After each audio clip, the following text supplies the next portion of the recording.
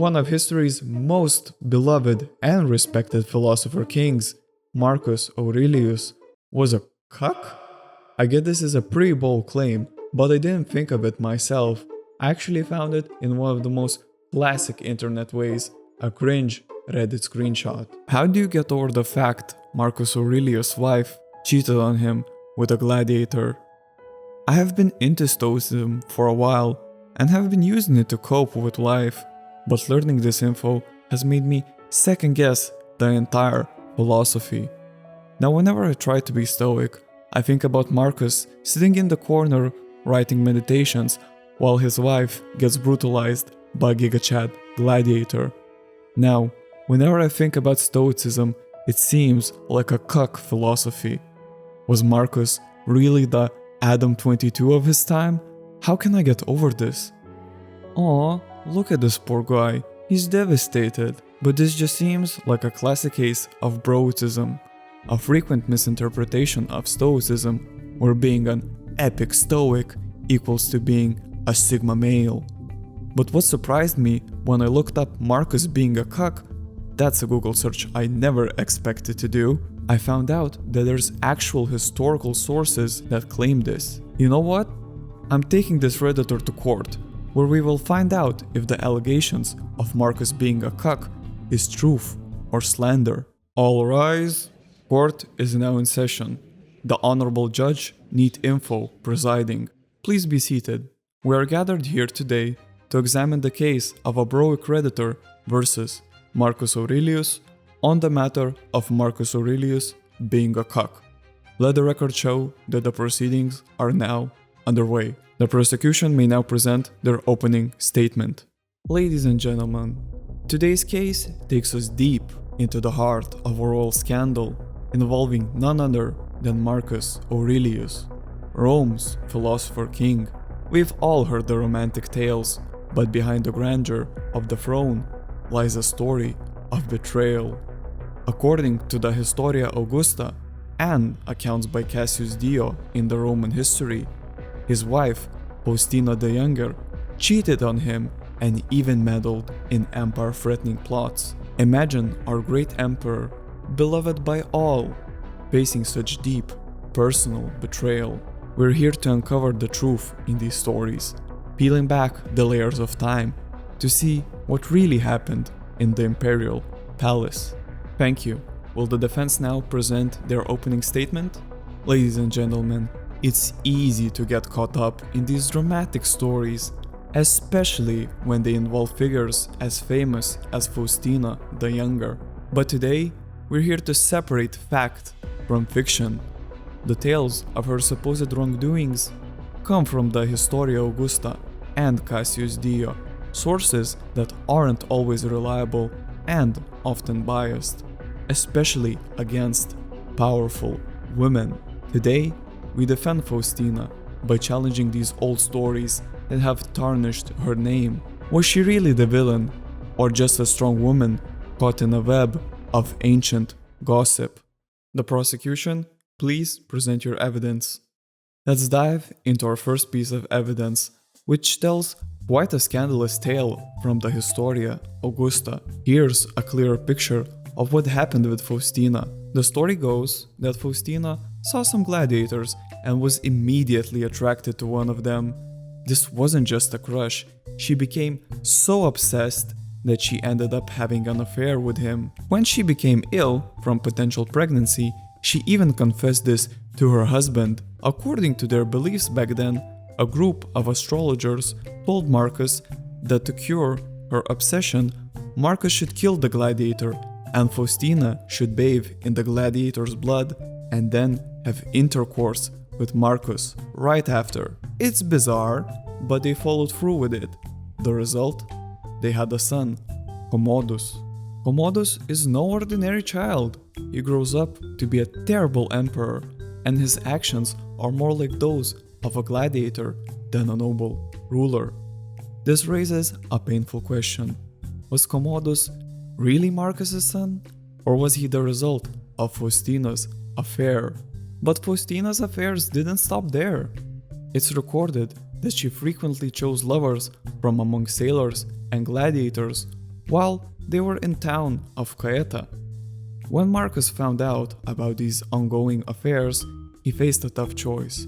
Instead of divorcing her, he said, "If I sent her away, I'd have to give back her dowry." You might wonder, what's a dowry?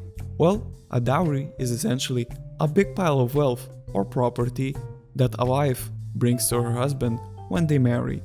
In Marcus's case, Faustina's dowry was the entire Roman Empire itself, handed down through her family. We see a repeated pattern of Faustina putting her personal desires over her royal duties. This isn't just about romance, it's about serious betrayals and the complex decisions that followed. Thank you, prosecution, for your presentation. The court has noted the allegations and the evidence presented. Defense, you are now invited to respond to these claims. Let's strip away the myths and look at the real Faustina. Beyond the drama and scandal painted by unreliable sources, first, consider her extraordinary commitment as a mother. Faustina wasn't just bearing children, she was actively shaping the future leadership of Rome. She gave birth to 13 children, each one a testament to her role in ensuring the continuation of the imperial lineage amidst the high child mortality rates of the era. Her title, Mater Castrorum, or Mother of the Camp, was a profound recognition of her symbolic and practical importance to the Roman military. It signified that she was viewed as a mother not just to her own children, but to all the soldiers of the legions. This title linked her directly to the health and morale of the military forces, reinforcing her presence as a stabilizing and nurturing figure within the very heart of Rome's power. Now, let's address the scandalous narratives from the Historia Augusta, a source as reliable as a tabloid filled with sensational stories crafted for entertainment rather than historical accuracy. This document, written centuries after Faustina's era, is notorious for its exaggerations and fabrications, often reflecting the political biases of its own time more than the truth of the past. These stories portray Faustina as an adulteress, a convenient scapegoat to divert attention from Commodus's failings as an emperor. They suggest that Commodus's brutal ways stemmed from his supposed illegitimate birth, a claim with no solid grounds beyond the realm of gossip. This narrative was likely constructed to protect the image of Marcus Aurelius, allowing history to remember him untarnished by his son's notorious reign. In conclusion, it is essential to see Faustina for who she truly was, a cornerstone of the Roman dynasty, whose role as a partner in rule and a mother of heirs was celebrated in her time. To diminish her legacy to a series of sensationalized rumors is not only just unfair, it's an injustice to her significant contributions and the critical role she played in shaping Roman history. If you like this historical court drama so far, click subscribe. It really motivates me to keep making videos. Thank you, counsel, for that defense. We will now continue with the proceedings. Prosecution, you may present your next piece of evidence.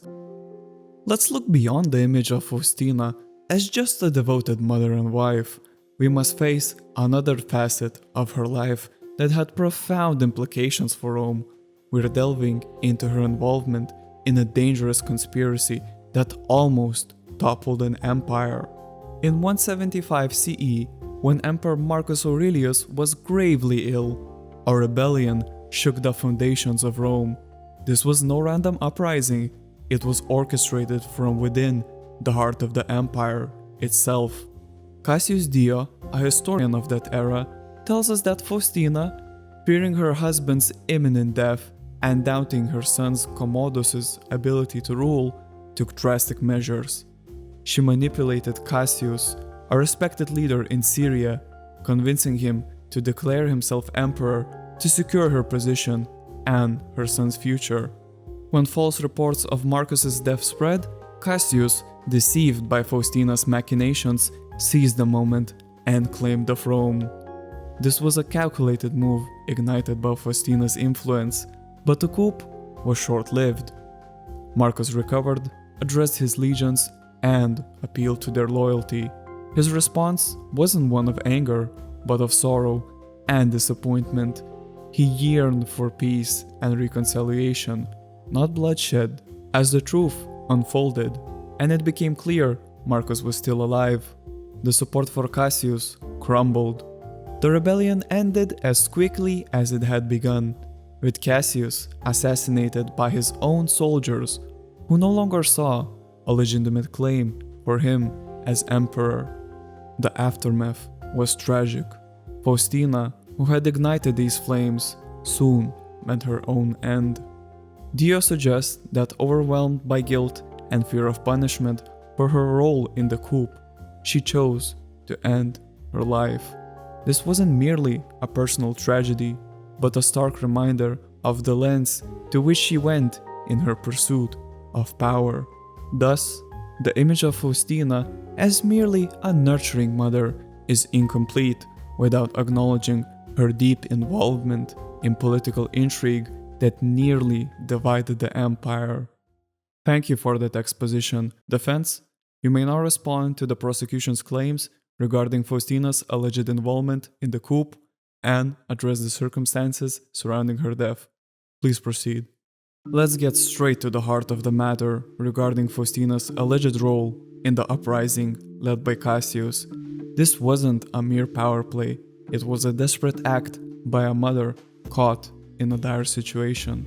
Imagine this: the emperor is gravely ill, and rumors swirl that he won't survive.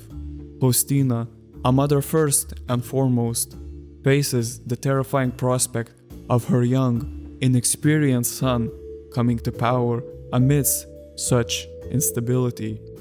Historians like Cassius Dio hint that Faustina might have reached out to Cassius, not out of lust for power, but from a deep fear for her son's future and her own security. Yes, Cassius Dio narrates her involvement, but even he suggests that her actions were those of someone pushed to the brink, not a cold-hearted conspirator. Cassius, a seasoned military leader, didn't need much pushing. The moment he heard a rumor of Marcus's death, a rumor that might have been a misunderstanding or manipulation, he seized power.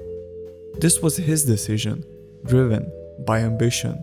To place the blame solely on Faustina's shoulders is to overlook the real dynamics of power and ambition that defined such historical moments. When Marcus Aurelius miraculously recovered, he did not seek revenge. He did not punish Faustina, nor did he dissolve their marriage, a testament to his understanding of her position and perhaps even acknowledgement of her innocence. After her death, Marcus chose not to remarry. This significant decision speaks volumes.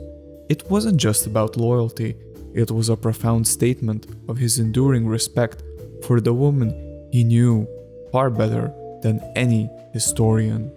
Furthermore, Faustina was honored with deification after her death, transformed into a goddess revered in Roman culture, a clear sign that her legacy was valued and cherished. The city named after her, Faustinopolis, stands not just as a place on a map, but as a lasting monument to her stature and her impact. To conclude, Faustina's life was intricately woven with the fate of the Roman Empire. She was not the mastermind of a rebellion, but rather a pivotal figure navigating the treacherous waters of imperial politics, doing what she felt necessary to protect her family. Her story is not one of betrayal, but a woman acting under immense pressure, whose decisions were shaped by fear and necessity, not malice or ambition. Well, we've exhaustively reviewed the evidence from both sides, and unfortunately, our potential witnesses have been notably silent for centuries. Hardly surprising, given their circumstances. So, unless we have a Roman ghost ready to take the stand, I believe it's time to move on to the closing arguments. Prosecution, you may begin. Look at the facts. Faustina's actions not only broke her marriage vows, but nearly broke Rome. Her affair with a gladiator and her involvement in Cassius' rebellion shows a pattern of dangerous choices. Each step she took, whether out of fear or love, brought Rome closer to chaos. Marcus Aurelius was left to handle the fallout. A wife who betrayed not just her husband, but her country. How can we not see him as a cuckold, both personally betrayed and publicly shamed?